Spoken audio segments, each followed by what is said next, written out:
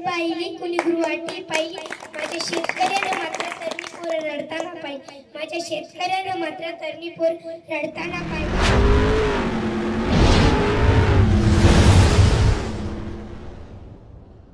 अध्यक्ष महोदय, पूज्य गुरुजन वर्ग आणि येथे उपस्थित माझ्या मित्रमैत्रिणींनो, सर्वांना माझा नमस्कार. माझे नाव राजनंदिनी सुनील कांबळे. मी इयत्ता 6वी या वर्गात शिकते. मी आज शेतकरी संपावर गेला या विषयावर बोलणार आहे. कुणी सुरत पाहिली कुणी गुरुवाटी पाहिली, कुणी सुरत पाहिली कुणी गुरुवाटी पाहिली, माझ्या शेतकऱ्यानं मात्र तरणी पोर रडताना पाहिली, माझ्या शेतकऱ्यानं मात्र तरणी पोर रडताना पाहिली. अंधाली लाखो करोडो घेऊन गेला, अंधाली लाखो करोडो घेऊन गेला, आमदार 50 खोक्यात गुरुवाटी घेऊन गेला, आमदार 50 खोक्यात गुरुवाटी घेऊन गेला. माझा जगाचा पोशिंदा मात्र झाडाला लटकून मेला, माझा जगाचा पोशिंदा मात्र झाडाला लटकून मेला. सर्वांना आज शेतकरी संपावर गेला याचा अर्थ असा आहे की तो आशय हे काम टाळतो आहे असा नाही, उलट वर्षानुवर्षानु राबवणे त्याच्या पदरात निराशा पडते. तेव्हा शेतकरी संपावर जाण्याचा मार्ग स्वीकारतो. अन्नदाता सुखी भव ही एक प्राचीन युक्ती आपण नेहमीच ऐकतो. पण जर तोच अन्नदाता आपल्या सर्वांच्या पोटाचा आधार असणारा शेतकरी संपावर गेला तर मनात एक भीती निर्माण होते आणि शेतकऱ्याच्या महत्वाची प्रचंड जाणीव होती. शेतकरी संपावर गेला म्हणजे केवळ एक व्यवसाय बंद पडला असे नाही, समाजाच्या पायाशी बंधलेले पतूट संस्कृती आर्थिक दोरखंडी तुटली असे होय.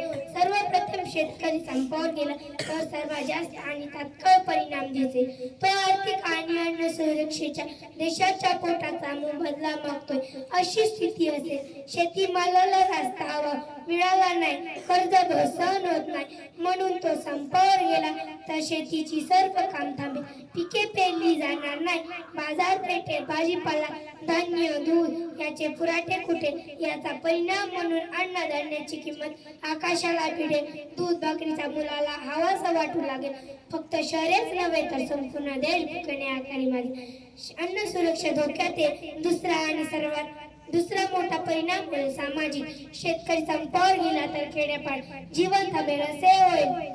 ज्याच्या घामाने सोनं पिकतं त्याच्या डोळ्यात पाणी का, ज्याच्या घामाने सोनं पिकतं त्याच्या डोळ्यात पाणी का. कर्जबोजाची नाही तर सन्मानाचे जीवन घ्या, कर्जबोजाचे नाही तर सन्मानाचे जीवन घ्या. शेतकरी सुखी तर देश सुखी. खेड्यापाड्यातील शहराकडे स्थलांतर वाढेल, लोक रोजगारीसाठी आणण्यासाठी शहराकडे जाऊ लागतील ज्यामुळे शहरावर दबाव होईल. शिवाय शेतीशी निगडीत असलेले सगळे बिया खते यंत्रसामुग्री वाहतूक मंडईचे कामगार या सर्वांचे योगदान बंद पडेल ज्यामुळे नोकऱ्या जातील आणि बेरोजगारीला भर पडेल. संपूर्ण अर्थव्यवस्था सांगावी कोसळून पडेल. तिसरा आणि दीर्घकालीन परिणाम होईल. सांस्कृतिक शेती केवळ एक व्यवसाय नसून एक जीवनशैली, एक परंपरा आणि एक संस्कृतिक आहे. शेतकरी संपावर गेला तर हजारो वर्षापासून असलेली ही योगात खंडात पडेल. जाता जाता एवढेच बोलून जाते, मला लहानपणी वाटायचं देव रडला की पाऊस पडतो. आता कळायला लागलं देव तर शेतकऱ्याला रडवतो मग पाऊस पडतो. देव रडला तर पाऊस पडतो. संकल्पना खूप सुंदर आहे. देव रडला तर पाऊस पडतो, पण आज कळतंय की पाऊस तर शेतकऱ्याला रडवतो आणि शेतकऱ्याची इथंच सगळी व्यथा आपल्याला कळलेली आहे. वेगळं काही बोलायची गरजच नाही.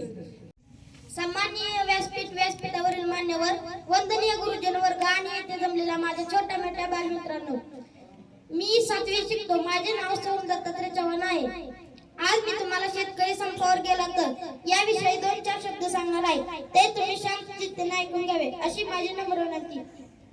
कांदा मुळा भाजी अवधी विटाई माझी, कांदा मुळा भाजी अवधी विटाई माझी असं म्हणणारा आणि आपल्या शेतकामातच परमेश्वराला शोधणारा सावध माळे असो की जय जवान जय किसान म्हणणारे माझ्या भारताचे पंतप्रधान लाल बहादूर शास्त्री असो, दोघांनी ही शेतीचं व शेतकऱ्यांचं महत्व सांगितलं आहे.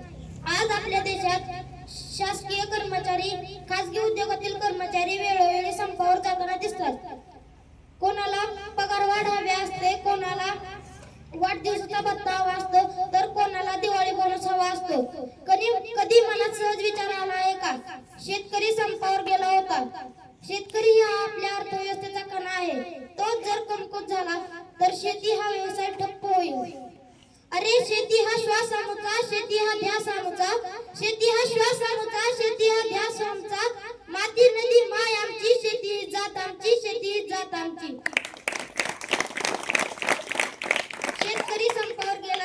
शेतकरी संपावर गेला तर अन्नाची कमी होईल, दुष्काळ वगैरे परिस्थिती निर्माण होईल, आर्थिक नुकसान होईल. आपला देश हा कृषी प्रधान देश आहे. आपल्या देशात शेतकऱ्याला अन्नदाता म्हटले जाते. आपल्या देशात जर पिकच घेतले नाही तर आपला देश हा कृषी प्रधान देश राहणार नाही.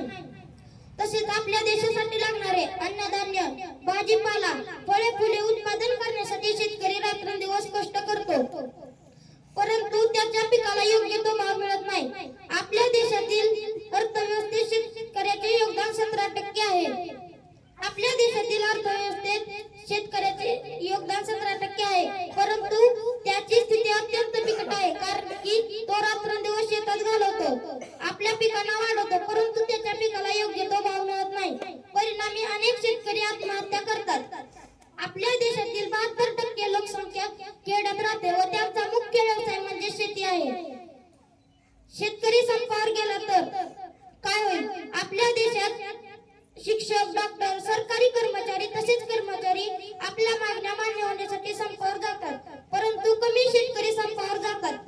शेतकरी दीर्घकाळ संपावर गेले तर देशातील अन्न हळूहळू संपेल, भुकेने लोक व्याकुळ होतील. कच्चा माल शेतातून कारखान्यात पाठवला जातो, परंतु शेती नसल्याने कच्चा माल शेतात जाणार नाही, कारखान्यात जाणार नाही. शेतकरी संपावर जाऊ नये म्हणून मी आपल्या भारताचे मुख्यमंत्री एकनाथ शिंदे साहेब व देवेंद्र फडणवीस साहेब यांना मी विनंती करतो की शेतकऱ्याच्या मागण्या पूर्ण कराव्या व त्यांच्या पिकांना योग्य तो भाव द्यावा. एवढं बोलून मी माझे भाषण संपवतो. बघा, आपला पुढचा विषय येण्याच्या अगोदरच म्हणजे ज्या मीडियामुळे आपण लोकशाही धोक्यात येते म्हणतोय, त्या मीडियाचा आधार घेऊन यांनी लगेचच आपलं म्हणणं सरकारपर्यंत पोहोचवलेलं आहे.